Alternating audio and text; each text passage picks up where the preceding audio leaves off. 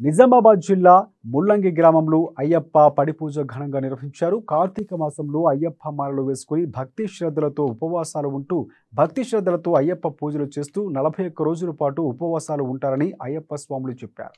ఈ కార్యక్రమంలో గంగారెడ్డి గురుస్వామి, రూపేందర్ స్వామి, రవి, అనిల్, రఘు, సాయి కుమార్, శివకుమార్, శ్రీనివాస్, సాగర్, శ్రీకాంత్, మధుసూదన్, సుధాకర్ అయ్యప్ప పూజలో పాల్గొన్నారు.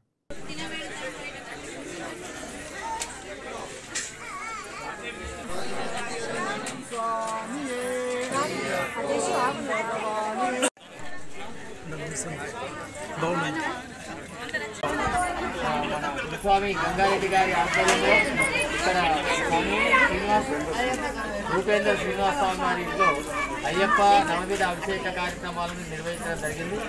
ఇక్కడికి చాలామంది స్వాములు కూడా చుట్టుపక్కల గ్రామాల నుంచి కూడా రావడం జరిగింది. అటువంటి అద్భుతమైనటువంటి మహాపూజను తిలకించడానికి గ్రామంలో ఉన్నటువంటి జనులు కూడా చాలామంది వచ్చారు. ఈ యొక్క అయ్యప్ప దీక్ష అనేటువంటిది మన దాదాపు 20 సంవత్సరాల నుంచి ప్రారంభించబడింది. అయితే అప్పటి నుంచి కూడా ప్రాంతం ఇక్కడ చుట్టుపక్కల ప్రాంతాలు అందరూ కూడా 41 రోజులు నిష్టగా మాల వేసుకొని మరి స్వామి యొక్క